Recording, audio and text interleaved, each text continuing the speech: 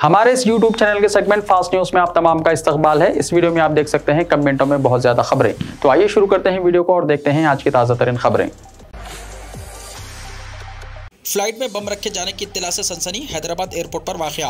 Shamshabad international airport से चेन्नई जाने वाले तैयारे में बम रखे जाने की झूठी इत्तला से सनसनी फैल गई। इंडिगो एयरलाइंस के तैयारे में बम रखे जाने की किसी ने पुलिस कंट्रोल रूम को फोन पर इत्तला दी, जिसके साथ ही CISF और शमशाबाद पुलिस ने चौकसी इख्तियार कर ली और फोन करने वाले की शनाख्त हैदराबाद के भद्रिया के तौर पर कर ली गई। इब्तिदाई तहकीकात में मालूम हुआ है कि उसने चेन्नई जाने के लिए टिकट बुक करवाया था, ताहम ताखिर से एयरपोर्ट पहुंचा। इसे तैयारे में सवार होने की इजाजत नहीं दी गई, जिस पर इसने ये हरकत की। पुराना पलंग देने का इल्जाम, दुल्हा निकाह के लिए नहीं पहुंचा। हैदराबाद में अजीबोगरीब वाकया। पुराना पलंग देने का इल्जाम लगाते हुए एक दुल्हा निकाह के लिए नहीं पहुंचा। ये वाकया हैदराबाद के पुराने शहर में पेश आया।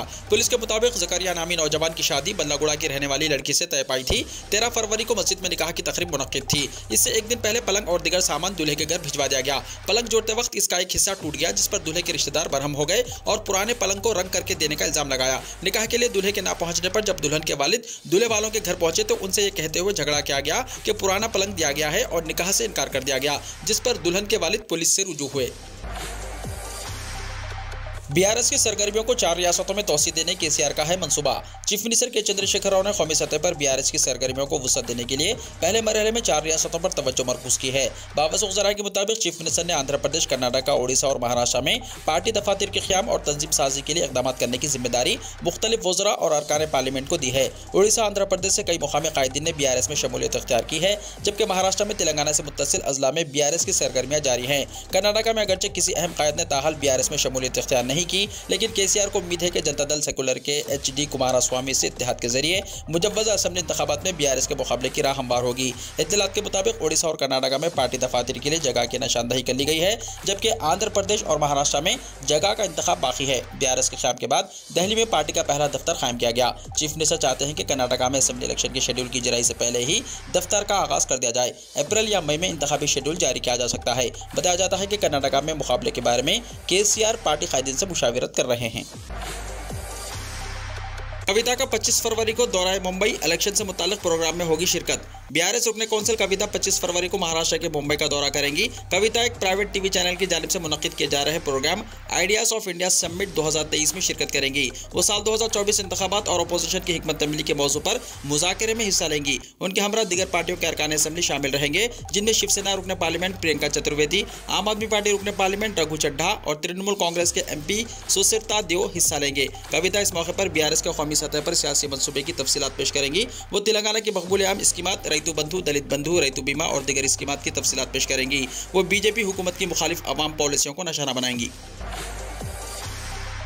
22 फरवरी को DEET job fair, digital employment exchange of Telangana यानी डीड की जानिब से इसका दूसरा जॉब फेयर 22 फरवरी को सुबह 9:30 बजे से विवेकानंदा डिग्री कॉलेज कोकटपल्ली पर मुनक्किद किया जाएगा। इसमें दाखिला मुफ्त होगा और 30 कंपनियों में तकरीबन 1000 मुलाजिमतों के मौके होंगे। इस जॉब फेयर में अहल उम्मीदवारों को बरसर मौका ऑफर लेटर्स दिए जाएंगे। इस जॉब फेयर में हिस्सा लेने वाली कंपनियों में ACT, Fibernet, SCL, Wipro, Reliance, Byju's, SBI, Mahindra finance, hyundai और दूसरे शामिल हैं। गवर्नर तमिलिसाई सौंदरराजन तवाज़ुन खोकर गिर पड़ी, वीडियो सोशल मीडिया पर हुआ वायरल। तमिलनाडु में मुनक्किदा एक प्रोग्राम के दौरान गवर्नर तेलंगाना अचानक गिर पड़ी। यह वाक़या कल पेश आया, ताहम इस वाक़े का वीडियो सोशल मीडिया पर आज वायरल हो गया। तमिलिसाई तमिलनाडु के महाबलीपुरम के करीब पट्टीपुरम गांव में मुनक्किदा तकरीब में शरीक हुई। जब वो कारपेट से गुजरते हुए अपनी कार की सिमत जा रही थी तो अचानक वो तवाज़ुन खोकर गिर पड़ी। साथ ही उनका सिक्योरिटी अमला चौकस हो गया और उन्होंने गवर्नर की उठने में मदद की। इस वाक़े में इन्हें कोई नुकसान नहीं पहुंचा। बादशाह गवर्नर ने तंज करते हुए कहा कि उनके गिरने के वाक़े की TV न्यूज़ बनेगी।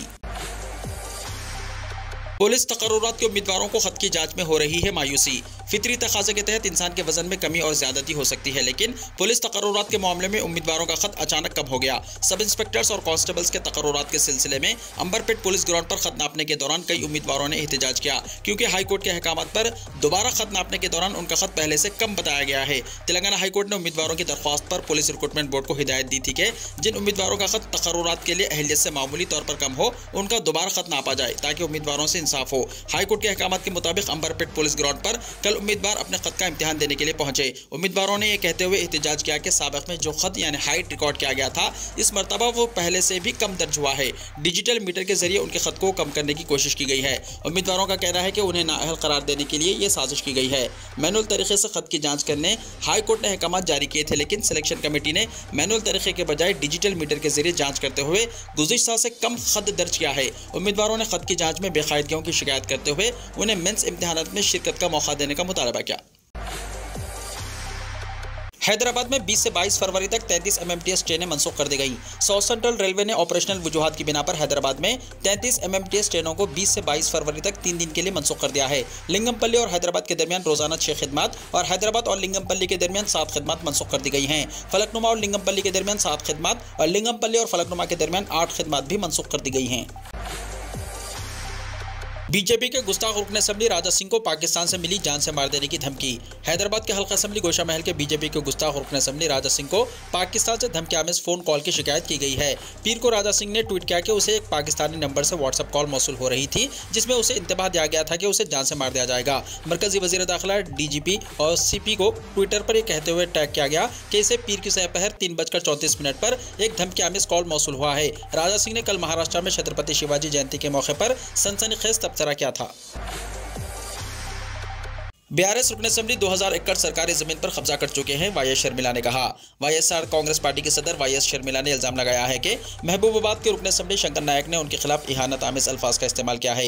महबूबाबाद में पदयात्रा की इजाजत मनसूख करने के बाद पुलिस ने शर्मिला को गिरफ्तार करके हैदराबाद मुंतकिल कर दिया। हैदराबाद में मीडिया के नुमाइंदों से बातचीत करते हुए शर्मिला ने कहा कि एक खातून के साथ तौहीन आमिज बयानबाजी कहां तक दुरुस्त है। उन्होंने इल्जाम लगाया है कि BRS के रुकन असेंबली हजारों एकड़ जमीन पर काबिज हैं। उनकी बेकायदगियों और बदगुमानियों का जब एक खातून ने इंकशाफ किया और सवाल उठाए तो बर्दाश्त नहीं किया जा रहा है। उन्होंने शंकर नायक का वीडियो मीडिया के सामने पेश किया, जिसमें रुकन असेंबली ने शर्मिला के खिलाफ रिमार्क्स किए हैं। शर्मिला ने कहा कि महबूबाबाद में साल 2014 में 2170 एकड़ सरकारी जमीन है, जिसमें से अभी तक 2100 एकड़ अराजी पर कब्जा किया गया है। ज़खायर आब और गिरिजन तबकात की अराजियात को निशाना बनाया गया। उन्होंने कहा कि वो नाजायज़ कब्जों को सबूत के साथ पेश करने के लिए तैयार हैं। उन्होंने कहा कि रुकन असेंबली ने बदउनवानियों को छुपाने के लिए महबूबाबाद के सहाफ़ियों को प्लॉट देने का वायदा किया है और उनसे रुकूमत हासिल करने के बाद धोखा दिया गया।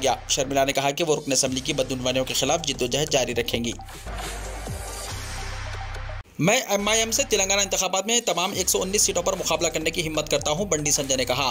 तेलंगाना बीजेपी के सदर बंडी संजय ने AIMIM को आइंदा इंतखाबात में 119 असेंबली सीटों पर मुकाबला करने का चैलेंज देते हुए दावा किया है कि बीजेपी इस बात को यकीनी बनाएगी कि AIMIM के तमाम उम्मीदवार अपनी जमा पूंजी से महरूम हो जाएं। उन्होंने कहा कि तेलंगाना में नौजवान तैयार है। आप भारत राष्ट्र समिति यानी BRS और कांग्रेस के साथ आ सकते हैं। तुम लोमड़ियों का गट्ठा लेकर आ सकते हो, लेकिन शेर अकेला आएगा। दिल्ली में असदुद्दीन ओवैसी के मकान पर हमला। सदर कुल हिंद मजलिस इत्तेहादुल मुस्लिमीन व रुकन पार्लियामेंट हैदराबाद बैरिस्टर असदुद्दीन ओवैसी की दिल्ली अशोका रोड पर वाक़ रिहाइश गाह पर कुछ नामालूम अशरार ने हमला किया। इस सिलसिले में असदुद्दीन ओवैसी की जानिब से शिकायत दर्ज कराई गई है। एडिशनल DCP ने उनकी रिहाइश गाह का दौरा किया। पुलिस शवाहिद इकट्ठा कर रही है। वाज़ेह है कि सदर मजलिस की दिल्ली में वाक़ रिहाइश गाह पर इससे पहले भी हमले हो चुके हैं। सदर मजलिस ने ट्वीट किया कि दिल्ली में उनकी रिहाइश गाह पर दोबारा हमला हुआ है और साल 2014 के बाद ये चौथी बार है। यह हमला उस वक्त हुआ जब वो इतवार की रात 11:30 बजे जयपुर का सफ़र मुकम्मल करके दिल्ली में घर वापस आ रहे थे। राहगीरों ने पत्थर फेंके और खिड़कियों के शीशे तोड़ दिए। उन्होंने कहा कि उनकी घरेलू मुलाजिमा ने उन्हें बताया कि हमला शाम 5:30 बजे हुआ। दिल्ली पुलिस को इस वाक़े पर कार्रवाई करनी चाहिए। तालिबी इदारों से स्टूडेंट्स के सर्टिफिकेट जारी नहीं किए जा रहे हैं। दोनों शहरों हैदराबाद और सिकंदराबाद के अलावा नवाही इलाकों में मौजूद कॉलेजेस की जानिब से स्टूडेंट्स के तालीमी सर्टिफिकेट्स फीस अदा न करने की वजह से वापस न किए जाने पर परेशान हाल तलबा ने शहर हैदराबाद में बड़े पैमाने पर एहतजाज करने की मनसूबाबंदी का आगाज़ कर दिया है और कहा जा रहा है कि तलबा की बड़ी तादाद अपने कॉलेजेस में जमा सर्टिफिकेट के हुसूल के लिए जल्द ही बड़े पैमाने पर एहतजाज मुनज़्ज़म करने की हिकमत अमली तैयार करने में मसरूफ़ हैं, क्योंकि रियासती हुकूमत की जानिब से बाज़ाब्ता हिदायत के बावजूद कॉलेजेस के इंतजामिया बिलखुसूस अक़लियती कॉलेजेस के कॉलेज इंतजामिया की जानिब से सर्टिफिकेट की वापसी के बजाय उन्हें फीस अदा करने के लिए दबाव डाले जाने की शिकायत आम होने लगी है और तलबा अपने मुस्तकबिल को बेहतर बनाने के लिए तालीमी सर्टिफिकेट्स न होने के सबब कोई भी कदम उठाने से खासिर हैं। हुकूमत की जानिब से फीस बास अदाई की स्कीम के तहत दाखिला हासिल करते हुए तालीम मुकम्मल करने वाले स्टूडेंट्स की बड़ी तादाद हुकूमत की जानिब से फीस बास अदायगी के रकम कॉलेज को मुंतकिल न किए जाने की सजा भुगत रहे हैं और कहा जा रहा है कि हुकूमत की जानिब से फीस अदा न किए जाने की वजह से कॉलेजेस के इंतजामिया की जानिब से फीस वसूल वसूल करते हुए सर्टिफिकेट्स जारी किए जा रहे हैं। महकमे तालीम की जानिब से वाज़ेह तौर पर यह अहकाम जारी किए जा चुके हैं कि किसी भी कॉलेज को तलबा के तालीमी सर्टिफिकेट्स रखने का कोई इख्तियार नहीं है, और अगर कोई कॉलेज इंतजामिया की जानिब से तालीमी सर्टिफिकेट्स वापस नहीं किए जाते हैं और फीस के लिए दबाव डाला जाता है तो ऐसी सूरत में कॉलेज इंतजामिया के खिलाफ कार्रवाई की गुंजाइश मौजूद होगी। इन अहकामात के बावजूद बहुत सारे कॉलेजेस बिलखुसूस अखिलती कॉलेजेस के जिम्मेदारों की जानिब से स्टूडेंट के सर्टिफिकेट्स की हवालगी के बजाय उन्हें हिरासा किया जा रहा है और दबाव डाला जा रहा है कि वो अपनी फीस जमा करवाएं, क्योंकि हुकूमत की जानिब से फीस अब तक कॉलेजेस को वसूल नहीं हुई है। इसीलिए कॉलेजेस को अपने खर्चात की तकमील में दुश्वारियों का सामना करना पड़ रहा है। मुर्मू, धंगड़ और बिरला ने अरुणाचल प्रदेश और मिजोरम के लोगों को यौम तासीस पर मुबारकबाद दी। सदर जमहूरिया द्रौपदी मुर्मू, नायब सदर जमहूरिया जगदीप धंगड़ और लोकसभा स्पीकर ओम बिरला ने पीर को अरुणाचल प्रदेश और मिजोरम के लोगों को यौम तासीस के मौके पर दिल की गहराइयों से मुबारकबाद पेश की। मोहतरमा मुर्मू ने ट्वीट किया, अरुणाचल प्रदेश और मिजोरम के लोगों को उनके यौम तासीस पर मुबारकबाद। ये रियासतें हिंदुस्तान की भरपूर सकाफत और तनव्वुर की नुमाइंदगी करती हैं। अकबर, बाबर या औरंगजेब नहीं, शिवाजी हमारे हीरो हैं। बाबा रामदेव ने गलत तारीख पढ़ाने का लगाया इल्जाम। योगा गुरु बाबा रामदेव का कहना है कि निसाबी किताबों में तारीख को बदलना होगा।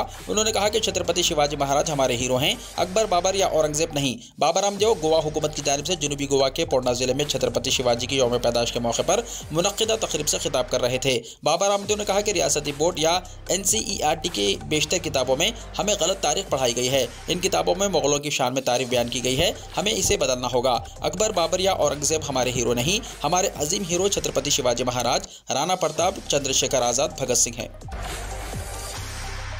बांदा में मस्जिद पर बजरंग दल के कारकुनों का हमला। उत्तर प्रदेश के बांदा में ज़ेर तामीर मस्जिद पर हमले के वाक़े के बाद सियासी सरगर्मियां तेज हो गई हैं।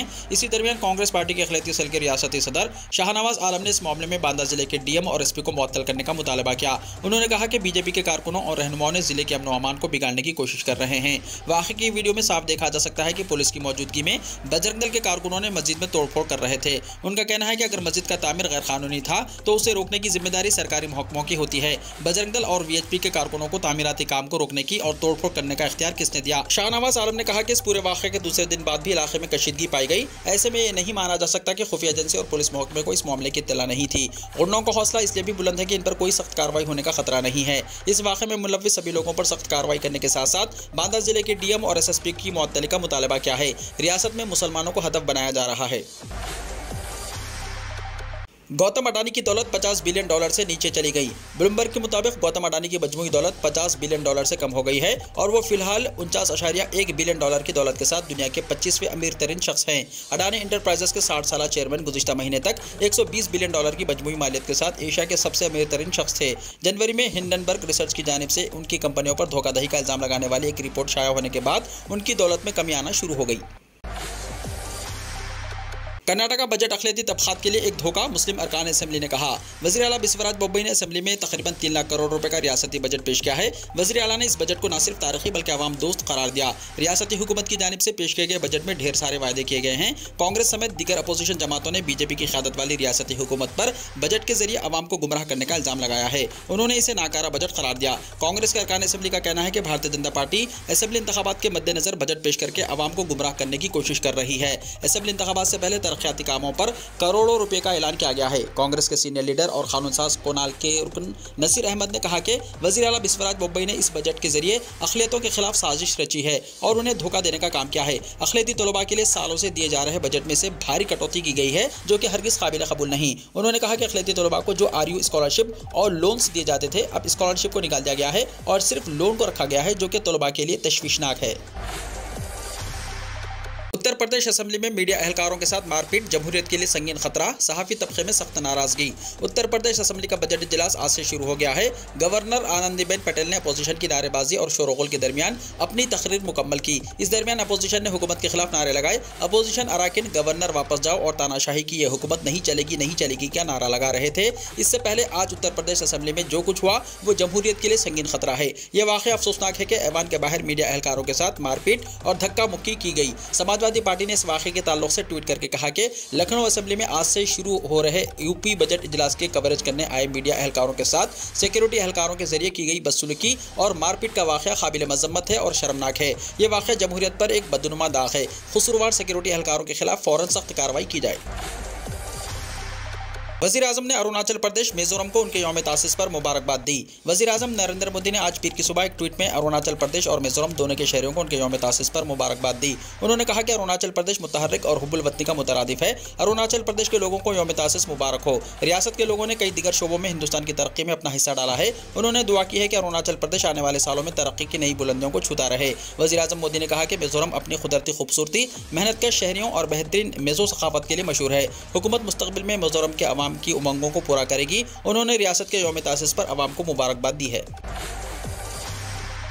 गुजरात के ठाकुर बरादरी ने लड़कियों के मोबाइल फोन के इस्तेमाल पर लगा दी है पाबंदी। गुजरात की ठाकुर बरादरी ने लड़कियों के मोबाइल फोन के इस्तेमाल पर पाबंदी लगा दी है। बरादरी ने रिवायत में इस्लाह के लिए करारदाद मंजूर करते हुए लड़कियों को मोबाइल फोन के इस्तेमाल करने से रोकने का फैसला किया है। मोहब्बत के रिश्तों, लड़कियों और लड़कों के दरमियान दोस्ती या बैन ज़ाती शादियों का जिक्र किए बगैर कम्युनिटी का मौक़िफ़ था कि नाबालिग लड़कियों में मोबाइल फोन का इस्तेमाल बहुत सी गलत चीज़ों का बाइस बन रहा है, इसलिए मोबाइल फोन के इस्तेमाल पर पाबंदी आयद करने की ज़रूरत है। कांग्रेस MLA वाओगेनी बेन ठाकुर की मौजूदगी में यह करारदाद मंजूर की गई। ये तकरीब इतवार को बनासकांठा जिले के भाबर तालुके के लोनसिला गांव में हुई। उन्होंने मंगनी और शादी की तकरीबात में मेहमानों की तादाद को महदूद करने का इस्लाही कदम भी उठाया।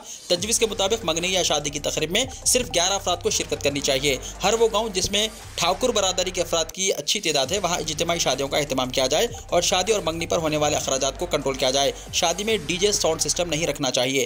ठाकुर बरादरी को उन खानदानों पर जुर्माने आयद करने चाहिए जो मंगनी के बाद रिश्ता तोड़ देते हैं। जुर्माने के तौर पर जमा होने वाली रकम को तालीम और कम्युनिटी सहूलियात की तामीर के लिए इस्तेमाल किया जाना चाहिए। अगर लड़कियां आला तालीम के लिए शहर जा रही हैं तो गांव की बरादरी के अफराद को उनके लिए ट्रांसपोर्ट का इंतजाम करना चाहिए, जैसा कि तजवीज़ में बताया गया। सीएम शिंदे पर तौहीन-आमेज़ रिमार्क्स का इल्जाम, संजय रावत के खिलाफ मुकदमा हुआ दर्ज। शिंदे ग्रुप के कारकुन योगेश बिल्दार ने शिवसेना यानी उद्धव बालासाहब ठाकरे लीडर संजय रावत के खिलाफ नासिक जिले के पंचावटी पुलिस स्टेशन में वज़ीर आला एकनाथ शिंदे के बारे में मुबैना तौर पर तौहीन-आमेज़ तबसरा करने पर मुकदमा दर्ज कराया है। योगेश बिल्दार ने पीर को मीडिया को बताया कि संजय रावत ने वज़ीर आला के खिलाफ निचली सतह का बयान दिया है। इस वजह से संजय रावत के खिलाफ मुकदमा दर्ज करते हुए उन्होंने रावत की फौरी गिरफ्तारी का मुतालबा किया है। दर हकीकत संजय रावत ने इलेक्शन कमीशन की तरफ से शिवसेना पार्टी का नाम और इंतखाबी निशान कमान और तीर शिंदे ढले को देने के बाद वज़ीर आला पर चापलूसी का इल्जाम लगाया था। योगेश बिल्दार ने कहा कि वज़ीर आला को चापलूस कहना महाराष्ट्र के लोगों की तौहीन के मुतरादिफ है। सुप्रीम कोर्ट ने हर मज़हब में लड़कियों की शादी की उम्र लड़कों के बराबर करने की अर्जी खारिज की, कही ये बड़ी बात। सुप्रीम कोर्ट ने सभी मज़ाहिब में लड़कियों की शादी की उम्र लड़कों के बराबर करने की दरख्वास्त मुस्तरद कर दी। इस केस को खारिज करते हुए सुप्रीम कोर्ट ने बड़ा तबसरा किया। चीफ जस्टिस DY चंद्रचूड़ ने कहा कि आइन के मुहाफिज के तौर पर सुप्रीम कोर्ट के पास कोई खुसूसी इख्तियार नहीं है। पार्लियामेंट को भी आइन की हिफाजत का इतना ही हक हासिल है। पार्लियामेंट को किसी भी कानून में तरमीम का हक हासिल है। सुप्रीम कोर्ट ने इस मामले में कोई हिदायत देने से साफ इनकार कर दिया। सभी मज़ाहिब में लड़कियों की शादी की उम्र लड़कों के बराबर 21 साल करने की अर्जी को मुस्तरद करते हुए सुप्रीम कोर्ट ने कहा कि यह कानून में तरमीम का मामला है। ऐसे में सुप्रीम कोर्ट पार्लियामेंट को इस मामले में कानून लाने का हुक्म नहीं दे सकता। अगर अदालत उस्मा यानी सुप्रीम कोर्ट शादी के लिए 18 साल की कम अज कम उम्र के कानून को मनसूख कर देती है तो फिर शादी के लिए कोई कम अज कम उम्र नहीं रह जाएगी। सुप्रीम कोर्ट ने इस मामले में अर्जी दाखिल करने वाले BJP लीडर और वकील अश्विनी उपाध्याय से कहा कि यह कोई सियासी फोरम नहीं है। हमें मत सिखाइए कि हमें आइन के मुहाफिज की हैसियत से क्या करना चाहिए। उद्धव ठाकरे पहुंचे सुप्रीम कोर्ट, इलेक्शन कमीशन के फैसले पर रोक लगाने का किया मुतालबा। उद्धव ठाकरे ने शिवसेना का नाम और निशान शिंदे ग्रुप को देने के इलेक्शन कमीशन के हुक्म को सुप्रीम कोर्ट में चैलेंज किया है। यही नहीं, उन्होंने कमीशन के हुक्म पर रोक लगाने का भी मुतालबा किया। उद्धव ठाकरे की दरख्वास्त में यह भी कहा गया है कि इलेक्शन कमीशन का किरदार मुनसिफाना नहीं रहा है। इलेक्शन कमीशन का काम करने का रवैया इसके आईनी कद के मुताबिक नहीं रहा। कमीशन ने नाअहली की कार्रवाई का सामना करने वाले MLA के दलाल की बुनियाद पर फैसला लेकर गलती की। पार्टी में टूट फूट के शवाहिद न होने पर कमीशन का फैसला नाकिस है। इलेक्शन कमीशन ने आईनी पैमाने पर इस मामले की तहकीकात नहीं की। उद्धव ठाकरे ने यह भी दावा किया है कि पार्टी की तंजीम में इनके पास अक्सरियत है। उद्धव ठाकरे ने कहा कि मुझसे सब कुछ छीन लिया गया, हमारी पार्टी का नाम और निशान हमसे छीन लिया गया है, लेकिन हमसे ठाकरे का नाम कोई नहीं छीन सकता। हमने इलेक्शन कमीशन के फैसले के खिलाफ सुप्रीम कोर्ट से रुजू किया है। समाअत कल से शुरू होगी। पासपोर्ट की इन 6 नकली वेबसाइट से चौकस रहने अवाम को मशवरा। मरकजी हुकूमत ने पासपोर्ट की नकली वेबसाइट से चौकस रहने की अवाम को वार्निंग जारी की है। लोगों को मशवरा दिया जाता है कि वो इन 6 नकली वेबसाइट्स पर भरोसा ना करें। मरकज ने वाज़ेह किया है कि कुछ वेबसाइट्स और ऐप्स ऑनलाइन दरख्वास्त फॉर्म और अपॉइंटमेंट शेड्यूलिंग से मुताल्लिक खिदमत फराहम करने का दावा करते हुए लोगों को धोखा दे रही हैं। मरकज ने कहा कि हिंदुस्तान की वज़ारत ख़ारजा ने सिर्फ अपनी सरकारी वेबसाइट पर पासपोर्ट के लिए दरख्वास्त देने की सहूलत फराहम की है। वाज़ेह किया गया है कि सिर्फ वेबसाइट www.passportindia.gov.in ही मुल्क भर में पासपोर्ट खिदमत फराहम करती है। वज़ारत ख़ारजा मुल्क में सिर्फ 36 पासपोर्ट दफातर और बैरूनी मुल्क में 190 मराकिज़ के जरिए मुल्क के शहरियों को पासपोर्ट जारी कर रही है। यह मरकज़ की तरफ से ऐलान करदा नकली पासपोर्ट वेबसाइट की फहरिस्त कुछ इस तरह है: www.indiapassport.org, www online-passportindia.com, www.passportindiaportal.in, www.passport-india.in, www.passport-seva.in, www.applypassport.org। Saudi अरब में रमज़ान का पहला रोज़ा जुमेरात 23 मार्च को होने का है इम्कान। सऊदी अरब की अल-क़सीम यूनिवर्सिटी में फ़ल्कियात के साबिक़ प्रोफेसर और मौसमियात की सोसाइटी के डिप्टी चेयरमैन डॉक्टर अब्दुल्ला अल-मसद ने कहा कि इस साल रमज़ान का पहला रोज़ा जुमेरात 23 मार्च 2023 को होने का इम्कान है। सबक वेबसाइट के मुताबिक डॉक्टर अब्दुल्ला अल-मसद ने कहा कि इस मरतबा शाबान 30 दिन का होगा, क्योंकि 29 शाबान बमुताबिक 21 मार्च मंगल को चांद सूरत गुरूब होने से तकरीबन 9 मिनट पहले छुप जाएगा। मौसमियात की सोसाइटी के डिप्टी चेयरमैन का कहना है कि चांद और सूरज का मिलाप 29 शाबान बमुताबिक 21 मार्च की शाम को 8:23 होगा। इस तनाजुर में रमजान का पहला रोजा 23 मार्च को होने का इम्कान है। तुर्किया का तैरता हुआ होटल जलजला मुतासरीन के लिए खोल दिया गया। तुर्किया की सरकारी खबर एजेंसी अनातोलिया ने एक तस्वीरी रिपोर्ट में बताया है कि तुर्क वजीर तवानाई और खुदाती वसाइल फातेह डोनमाज ने एक क्रूज जहाज में जलजला मुतासरीन का इस्तकबाल किया। जलजला ज़दगान इस बहरी जहाज में क़याम करेंगे। तुर्किया और शाम में आने वाले तबाहकुन जलजले की तबाही के 13 रोज़ बाद भी मुतासरीन की तादाद में इजाफा हो रहा है। दोनों मुल्कों में बड़ी तादाद में अमवात रिकॉर्ड की गई हैं। सुबह हाटे में इस्कुंदरून की बंदरगाह में तैरते हुए क्रूज बहरी जहाज में 1056 बेड हैं। इस जहाज को जलजले से मुतासर अफराद को पनाह देने के लिए मुख्तस कर दिया गया है। वीडियो को लाइक शेयर कीजिए और हमारे इस YouTube चैनल को सब्सक्राइब करते हुए इसके बेल आइकॉन को भी प्रेस कर लीजिए, ताकि ऐसी ही ताज़ा तरीन खबरों का नोटिफिकेशन सबसे पहले आपको मिलता रहे।